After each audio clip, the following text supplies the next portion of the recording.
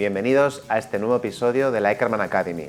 Hoy estamos en Madrid, en el centro, con la doctora Marta Hernández de Oliveira y hablaremos del triángulo perfecto: universidades, implantología e industria. ¡Empezamos!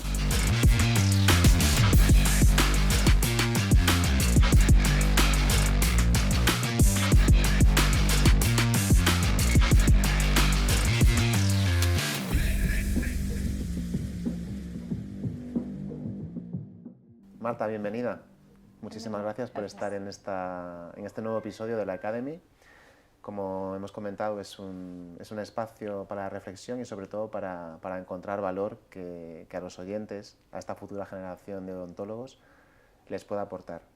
Y este episodio lo hemos titulado El triángulo perfecto entre universidad, implantología e industria. Y bueno, yo te voy a pedir que nos hagas una breve presentación de quién es Marta, porque tienes las tres cosas. Eres docente en la universidad, en la Complutense, eres odontóloga, estás aquí en tu clínica, en Rubio y Hernández, en el centro de Madrid, y luego también tienes una familia que se ha dedicado toda la vida a la industria. Y eso también es un poco el origen. Pero bueno, preséntate para que te conozcamos. Bueno, pues sí, soy Marta Hernández de Oliveira. Y bueno, os voy a contar un poco la trayectoria porque sí que marca un poco pues, mis decisiones que he ido tomando a lo largo de la vida en la profesión. Y es, bueno, nací en una familia que se ha dedicado a la industria. Mi madre, por un lado, ha sido la distribuidora de aparatología y maquinaria dental, ¿no?, para los técnicos dentales. Durante 36 años ahora aquí en España y bueno, pues siempre con ella, ¿no?, apoyándola y ayudándole en las traducciones también con el alemán, porque bueno, yo fui al colegio alemán y entonces pues siempre me pedía ayuda y tal, así que desde pequeñita me ha tocado estar ahí ayudando. Y por otro lado, mi padre pues fue el que introdujo los implantes Straumann hace un montón de años, en los años 90, que en aquel momento pues fue el pionero en España, ¿no? Pionero, sí. Y entonces, bueno, pues también lo mamé desde pequeña. Fui viendo un poco cómo se desarrollaba la implantología y por otro lado cómo se desarrollaba la parte del laboratorio dental. Así que ya desde los 8 añitos o 9 vi que bueno, que me entusiasmaba todo, porque es un campo, cuando estás en la industria ves que es un campo amplísimo, o sea, que además con muchísimos enfoques, muchísimo donde investigar, por eso luego mi parte docente. Entonces, bueno, pues una vez que estudié odontología en la Complutense, me licencié en el año 2001, pues tuve la suerte de estar de meritoria con el profesor Vascones y el profesor Mariano Sanz en periodoncia. Después decidí irme un tiempo a Suiza, donde estuve con el profesor Burser y Lang, así que bueno, rodeada de gente muy muy buena, la verdad. Y finalmente ahí pasé pues de la periodoncia a la cirugía, y cuando volví a España decidí hacer el posgrado de cirugía bucal. Entonces, bueno, la verdad que al posgrado le tengo muchísimo que agradecer. Por el aporte. Por el aporte que te dio.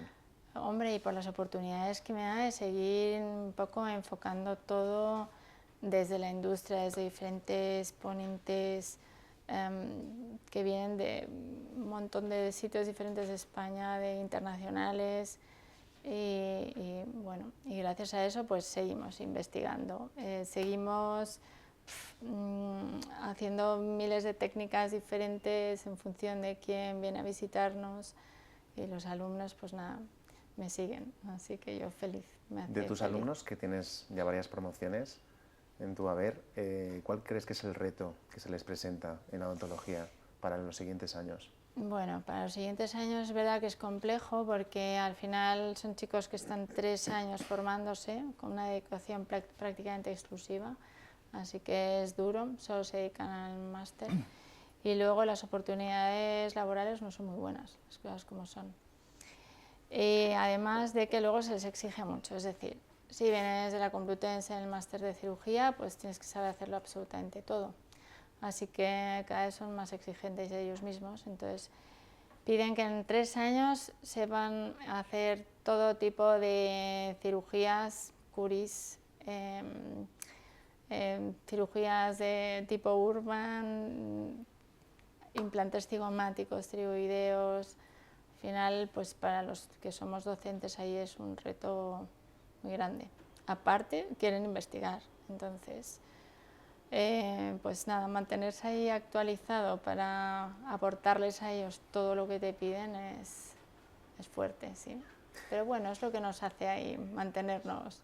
La Complutense es un buen ejemplo en España y creo que en Europa, ¿no? Como centro luego. de talento, ¿no? De Sí. futura generación. ¿Crees que se ha modernizado al ritmo que exige la odontología actual? La Complutense sí, dices.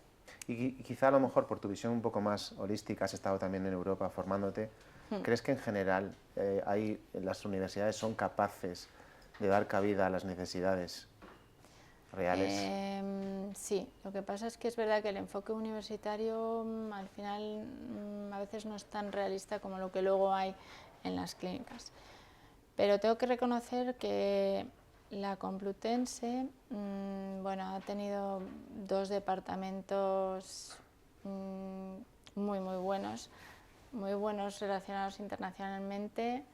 Ya no sé si sabéis, pero estamos en un ranking altísimo dentro de las universidades de odontología, y eso es gracias a, pues yo creo que a varios departamentos. Ahora, bueno, pues no me voy a mencionar a todos lo que es a los que se deben toda esta parte, pero eso hace que el nivel de odontología en la Complu sea altísimo.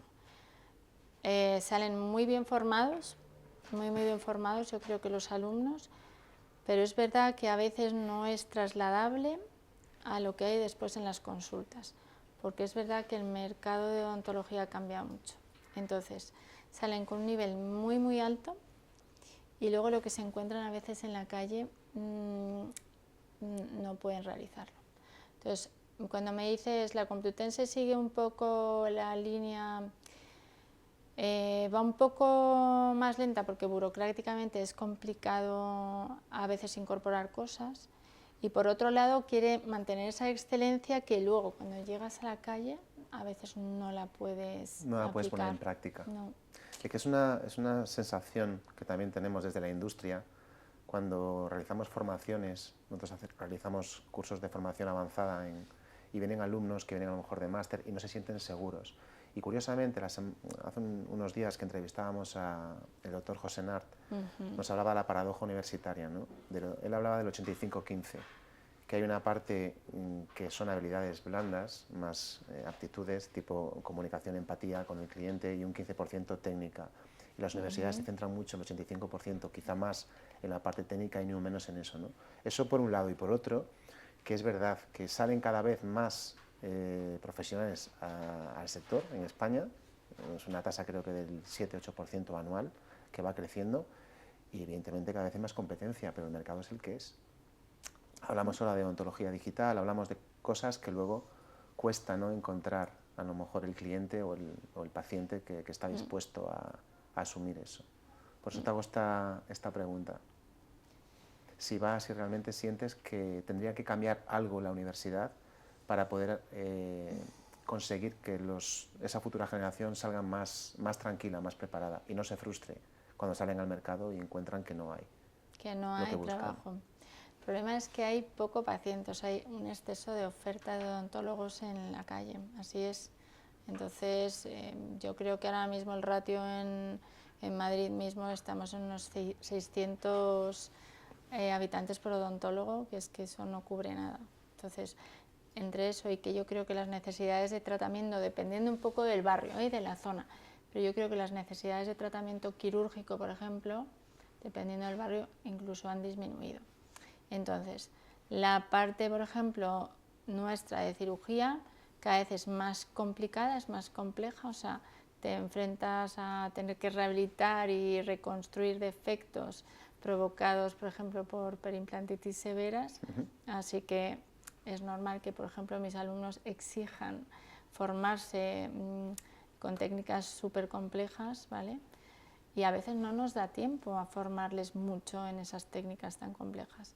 Entonces ellos salen y ¿qué se encuentran? Poco trabajo, y el trabajo que hay es súper complejo. ¿vale? Y no se sienten preparados. No se sienten del todo preparados, o sea, tienen ciertas inseguridades en cuanto a las cirugías reconstructivas más grandes. Eso por un lado. Y por otro lado, la parte humana y empática, es verdad que va faltando. O sea, se centran muchísimo en investigar, leer, formarse, hacer técnicas complejísimas y luego al final a veces preguntas, oye, ¿tú crees que el paciente, el confort del paciente, qué piensas, ¿no? O la morbilidad de esta técnica que estás usando no es excesiva para él, ¿no? Y entonces, sí, esa parte hay que pulirla, sinceramente. O porque has elegido a lo mejor esa técnica en otra, que a lo mejor es más sencilla. Eso es. Por ejemplo. ¿Por qué reconstruir a lo mejor a un paciente de 80 años que ha perdido todo lo que tenía y entonces ponerme a hacer cirugía reconstructiva, cirugías de regeneración vertical muy complejas en vez de colocar implantes cortos, por ejemplo, ¿no? Eso sí que veo que en las nuevas generaciones de cirugía pues están muy impulsados en, yo creo que también es un poco lo que ven en las redes sociales, ¿no? Al final no eres nadie si no sabes hacerlo, ¿no? Entonces lo exigen. Entiendo que tengan que saber hacerlas, pero es verdad que a veces tenemos que frenarles un poco y decir, mira, vamos a ver al paciente, vamos a analizar ese paciente, vamos a hablar con el paciente a ver qué quiere él, ¿no? Aunque nosotros tengamos todo el plan de tratamiento hecho perfecto, escúchale un poco, ¿no? Entonces eso es verdad que creo que falta un poco. Y en parte es un poco por falta de tiempo, porque quieren aprender tantísimas cosas que en 3 años no da tiempo. Entonces nos centramos en que lean, en que estudien, en que se formen, en que se preparen exámenes, en que hagan todas las técnicas, en que sepan extraer cordales complicadísimos, quitar quistes complicados, saber analizarlos. Hacen millones de técnicas y al final la esencia que es el paciente se olvidan de él completamente. ¿Cuál sería para ti, por tu experiencia y todo tu bagaje, un error común al que se enfrenta un alumno al colocar su primer implante? ¿Cuál sería un error, el más común que has detectado? ¿El más común? Sí. Que lo suelen inclinar, tienen tendencia a llevarlo hacia vestibular. Vale. Es lo primero que les corrijo siempre, a la hora de colocar los primeros implantes. ¿Sí? Tenía otra pregunta, pero creo que me la has contestado, ¿no? ¿Cómo integramos la evidencia científica con la necesidad de habilidades prácticas reales? Creo que sí, sí. A ver, la evidencia científica al final se centra más en técnicas y desgraciadamente hay muy poca evidencia en confort del paciente. Es decir, cómo me he sentido, ¿no? El PRO, ¿no? Al final, imaginaros, a veces hacemos regeneraciones enormes que requieren un proceso de cicatrización, o sea, un periodo de cicatrización como de 9 meses, 12 años, o sea, un año entero, y el paciente no puede colocarse dientes. Entonces, Totalmente. hay que plantearse si realmente no existe otra alternativa, porque al final el paciente viene a la clínica para que le devuelvas un poco de función y en realidad se la estás quitando durante muchos meses. Así que, aunque es verdad que luego los resultados son maravillosos, pero pues yo creo que hay que empatizar mucho con el paciente, escucharle, ver qué motivo de consulta tiene, cómo es su día a día. A veces hay pacientes que no pueden estar viniendo pues cada 2 semanas o una vez al mes, exponerse a hacerse un montón de cirugías una tras otra. Así que sí que hay, bueno, en cuanto a la evidencia científica, pues yo creo que habría que estudiar más al paciente. Conectar más con él. Conectar más con él y hacer investigación sobre eso. Sí, totalmente. O sea, claro que sí. Vamos a la industria. Pregunta que consideramos que es core, ¿no? de este podcast. ¿Crees que debería haber más colaboración entre universidades y empresas implantoprodésicas? Sí, pero completamente. ¿Cómo lo haríamos? ¿Qué consideras que podríamos hacer diferente? Oye, pues porque tú tienes ahí una cosas. Visión familiar muy potente. Sí. O sea, creo que es importante de parte de la industria escuchar al profesional que utiliza un sistema de implantes, empieza a utilizarlo y empieza a ver un poco pues las ventajas que tiene cada sistema y también desventajas o a lo mejor limitaciones, ¿no? Y enseguida esa información trasladarla. Decir, oye, mira, esto se podría, pero que no sea solamente una persona, que sean muchas personas, ¿vale? Que sean muchos alumnos o muchos profesionales, tanto de la calle como en las universidades, ¿eh? O sea, creo que es importante escuchar las dos partes, porque los enfoques son un poco diferentes. Y de esa información tratar de mejorar los productos, pero creo que es fundamental. Y creo que las universidades deberían estar abiertas a muchas casas de implantes, no solo de implantes, bueno, a la industria en general, porque creo que cada uno va aportando nuevas ideas, ¿no? O sea, en Straumann, pues yo que he seguido mucho esa línea, he visto muchas necesidades de cambiar cosas y al final te das cuenta que tardan un poco demasiado porque solo escuchan a un grupo. Y cuando empiezan a escuchar a más gente, a profesionales que trabajan en sus clínicas, a universidades de diferentes sitios, ¿no? No solamente a Suiza, o sea, que empiecen a hacer estudios multicéntricos donde en diferentes países en también, diferentes ¿no? países, con diferente idiosincrasia en sí, ¿no? O sea, del propio país, de la propia profesión, en cada país es un poco diferente y los enfoques son diferentes, la forma de tratar al paciente es distinta, así que, bueno, pues creo que la industria tiene que estar metida en la universidad y tiene que estar también muy informada por parte de los profesionales en las clínicas. Y creo que también es deber de la industria intentar crear protocolos para hacer estudios multicéntricos y dárselo a profesionales que están en la calle para que recojan datos, porque creo que los datos recogidos en la universidad es diferente a los que hay en las clínicas, pero creo que la información que se aportaría con buenos proyectos sería muy buena para el desarrollo de la O sea, quiero entender que consideras que es importante también obtener información, datos de la calle, ¿no? Sí. Solamente de Sí, sí. la parte académica, de la parte de la universidad, Sí. en estudios. Sí.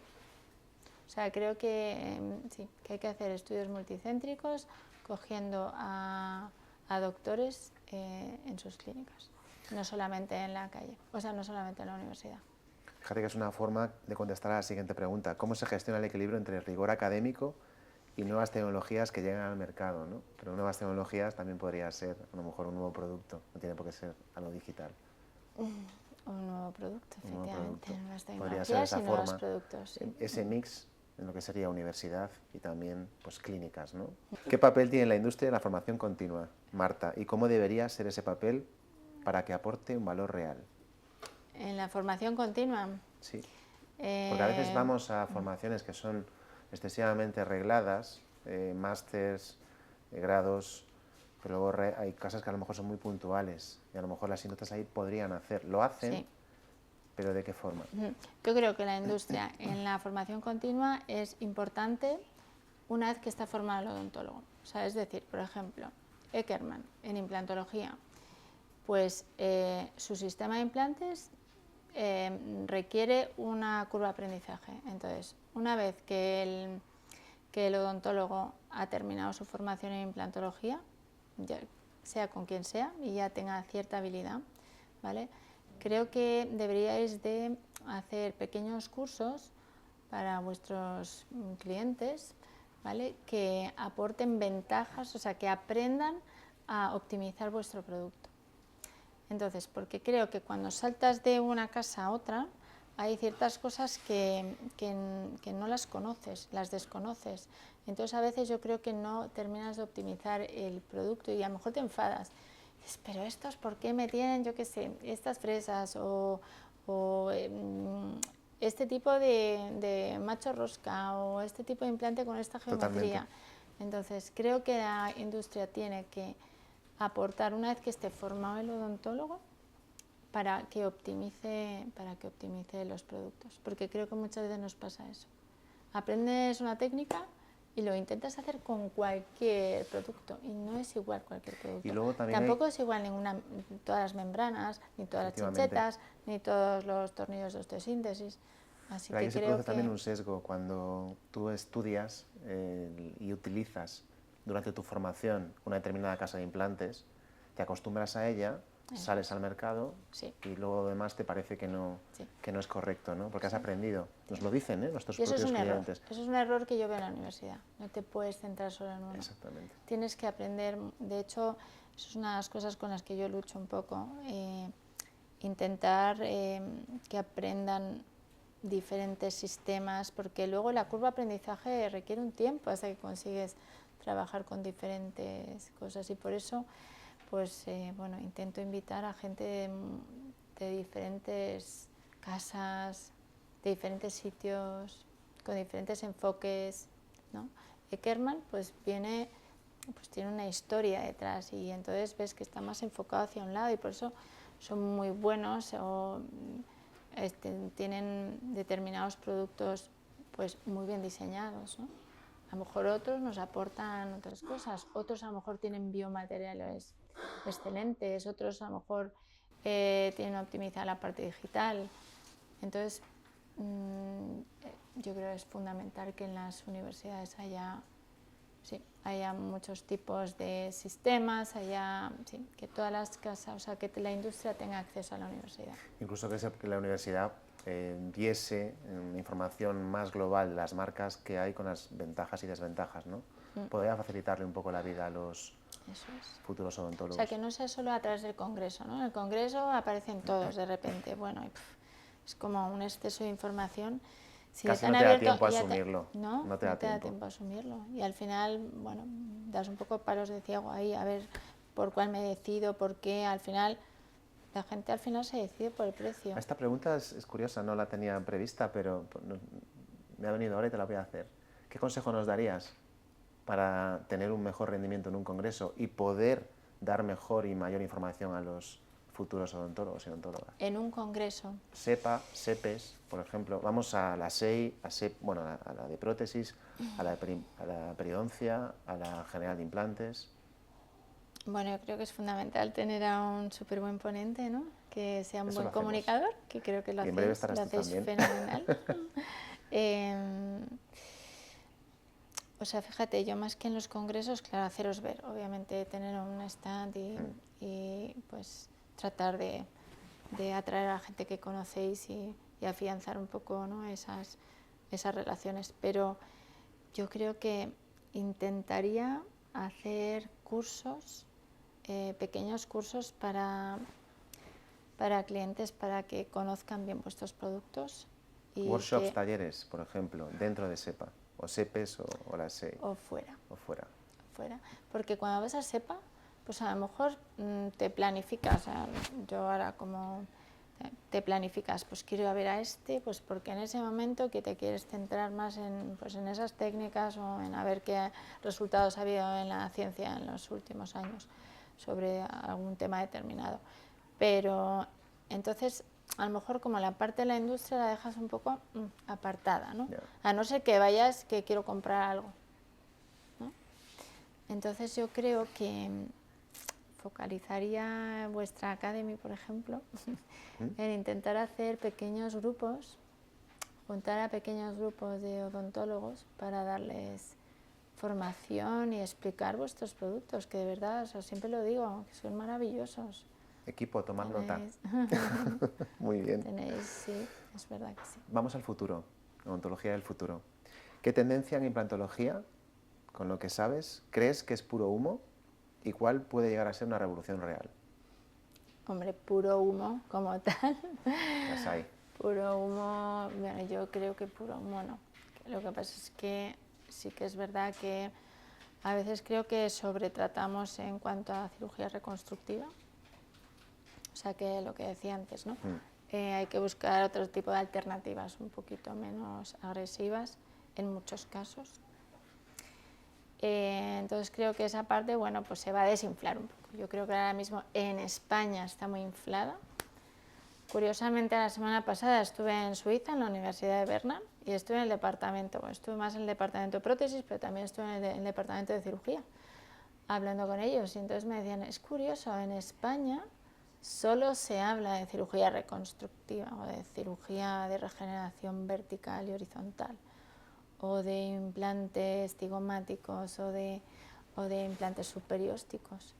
No hay alternativas. Se están poniendo de moda ahora. Claro. No, sí, yo veo muchos casos que sí que habría otras alternativas, no tan, ¿no? Entonces, yo creo que está de moda y que creo que estará indicado, ¿eh? O sea, no digo que no esté indicado, por supuesto que sí, por supuesto que estará indicado en muchos casos, pero en otros muchos creo que se van a buscar alternativas más sencillas. Y es lo que debería ser, porque al final el que prima es el paciente. Muy bien. Compartes la filosofía también del doctor José Nart, que transmite exactamente lo que estás diciendo ahora. Elegir opciones que sean mejor para el paciente, no la técnica tan voluminosa, ¿no? Antes de hacer una elevación de seno, plantéate si puede haber otra alternativa para el paciente, porque vas a hacer estar 8 o 9 meses cuando a lo mejor podrían ser 2 o 3. Sí, y además es que tenemos alternativas que están, vamos, más que demostradas, que siendo mucho más sencillas y más simples y menos mórbidas, ¿no?, para el paciente, funcionan y tienen una predictibilidad altísima.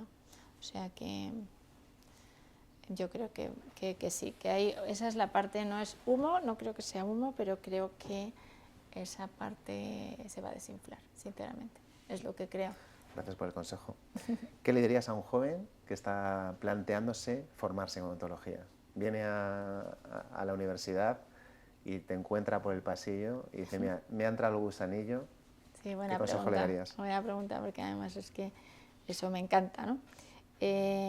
Bueno, yo directamente a los alumnos de grado no tengo mucho contacto, entonces no sabría contestarte a la pregunta como alumno de grado. Pero sí que, por ejemplo, lo que le digo a mis alumnos de posgrado es que no dejen de ver las filosofías de muchos sitios diferentes.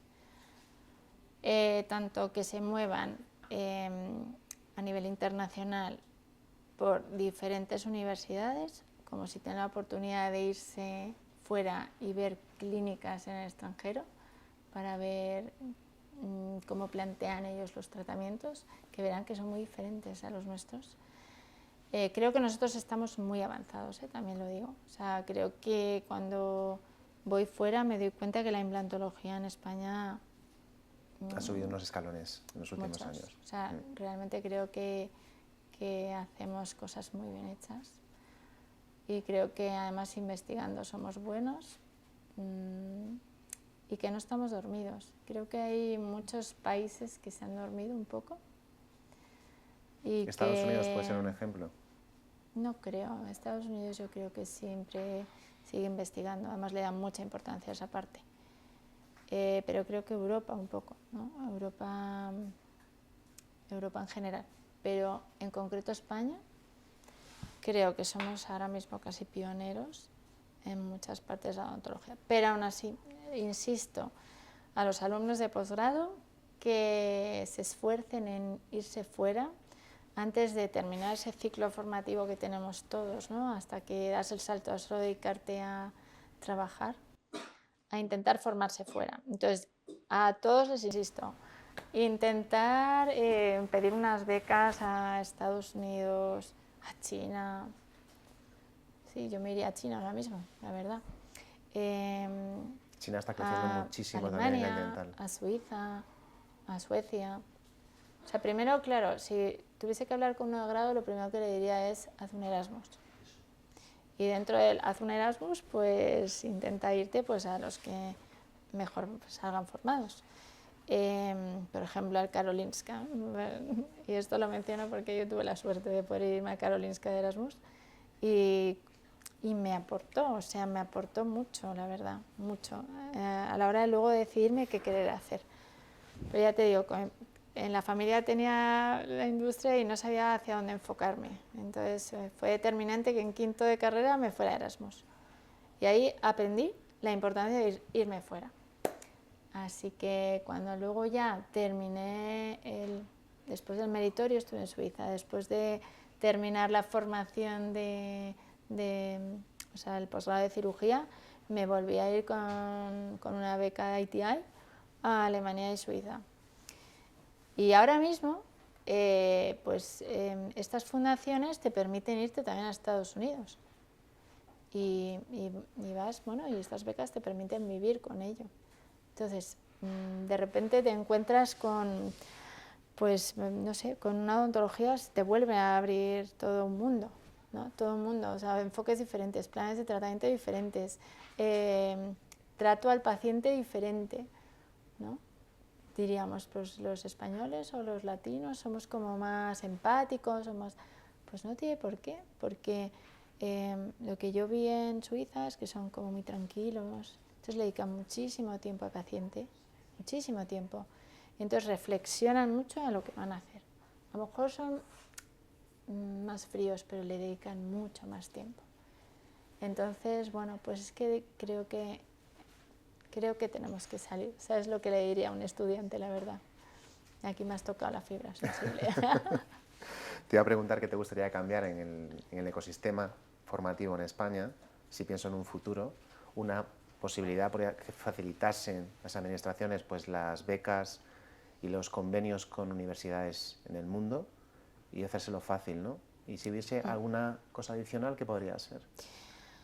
Pues mira, hay una cosa adicional que es fundamental, pero me ha tocado ahora vivirla, que es la gestión la gestión de clínica.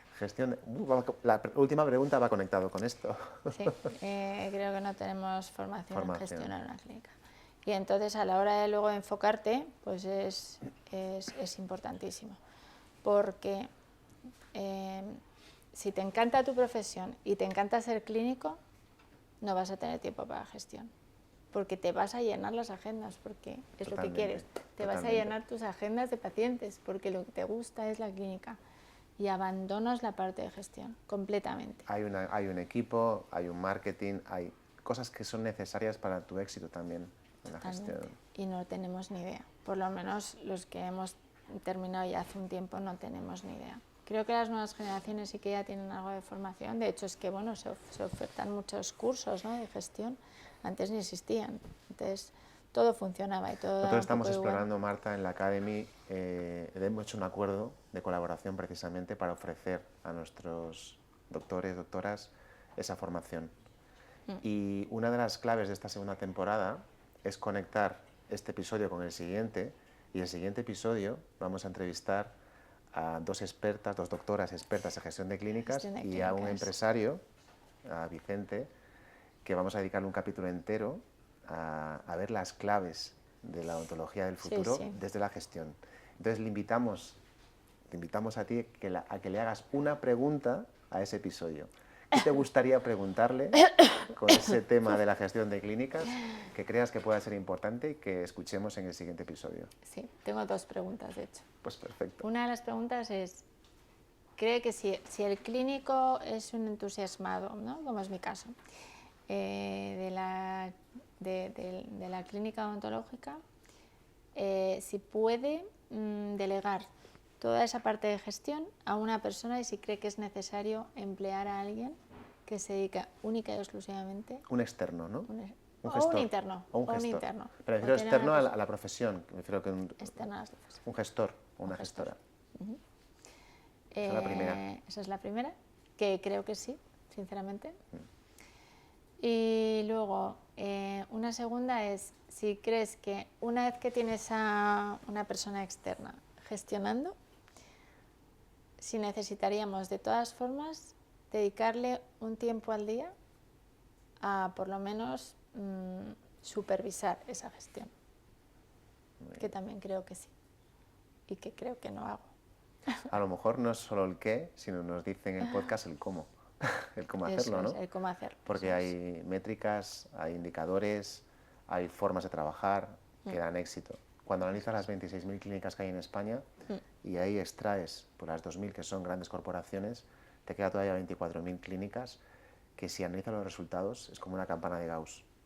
Hay un porcentaje que están en la media, pero hay algunas que lo hacen extremadamente bien y hay otras que lo hacen, bueno, podrían mejorar. Eso es. Vi la clínica de José Nart la semana pasada y aluciné. Con un equipo Muy de bien 22 gestionado. personas, 6 gabinetes, increíble la gestión. Claro. Y tiene una gestora. Tiene una gestora. Tiene una persona externa, no, bueno, interna, pero prefiero de que no viene del sector, pero que exclusivamente gestiona su clínica. Y Pero que dice, requiere este es un factor Sí, es un factor de éxito. Sí, total. Lo que pasa es que requiere una curva de aprendizaje y bueno, aquí lo saben varios de los compañeros vuestros, que requiere un aprendizaje y estar dentro del sector un poco, o sea que conocer el sector, yo creo que trabajar dentro de una clínica y tratar de gestionarla no es fácil sin conocerlo, o sea, sin conocer cómo funciona. Y no creo que sea fácil de aprenderlo en poco tiempo. Por eso es difícil encontrar a gente también. Hay un lenguaje, por un lado, hay que manejar el lenguaje del sector, pero hay un elemento que es común, que son las personas y el talento. Si movilizas las personas y el talento hacia un objetivo común, se hace más sencillo. Al final, no es que haya una varita mágica, hay esfuerzo, tiene que haber una cultura del esfuerzo y conseguir trasladar al paciente un sentimiento de equipo, que es lo que a veces falla, ¿no? Porque vosotros, como odontólogos, odontólogas en clínicas, también tenéis un ecosistema con laboratorios, con las empresas que os llevan el producto, y eso que funcione al unísono a veces no es fácil. No, no es fácil. Entonces creo que es el reto del futuro. La gestión de clínicas es uno de ellos. Es uno de ellos, lo tengo clarísimo. Y también saber gestionar las futuras necesidades de tratamiento, que creo que van a cambiar muchísimo, ¿sabes? Creo que tenemos que enfocarnos mucho en el mantenimiento del paciente, más que en nuevos tratamientos, ¿no? O sea, el seguimiento y el mantenimiento. El mantenimiento creo que es fundamental para que una clínica funcione. Para que una clínica funcione y para que los pacientes estén satisfechos con lo que estás haciendo. Porque no te vale de nada dejarlo precioso y no seguirle, no hacer un seguimiento como debe y estar un poco encima de él, ¿no? De su higiene, de mantenerlo tú. Sí. Así que creo que el futuro va a ser ese, la prevención, mantenimiento y va a haber menos necesidades de tratamiento de restauradora, la verdad. Marta, hemos llegado al final. Muchísimas. Ha sido un auténtico placer tener esta conversación, he aprendido mucho. Igualmente. Y sobre todo hay una cosa que transmites, ese brillo en los ojos, es la pasión por lo que haces. Sí, desde luego que sí. Y tus pacientes tienen que estar encantados. Y nada, vosotros también daros las gracias y sobre todo, pues nada, yo que sé, que sigáis metiendo energía en la formación de la gente, de verdad que es fundamental, ¿no? Y a motivarles a que sigan y a que aparecen cosas nuevas. Creo que tenéis que estar encima de las cliniquitas pequeñas, que la gente pues a lo mejor a veces se duerme y no va a los cursos y tal, pues tratar de llevarlos a cursos para que la odontología en España siga teniendo un nivel alto, ¿sabes?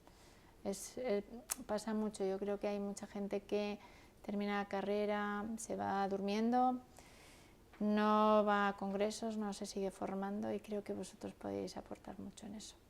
Cogemos el guante. Gracias, Marta. A vosotros.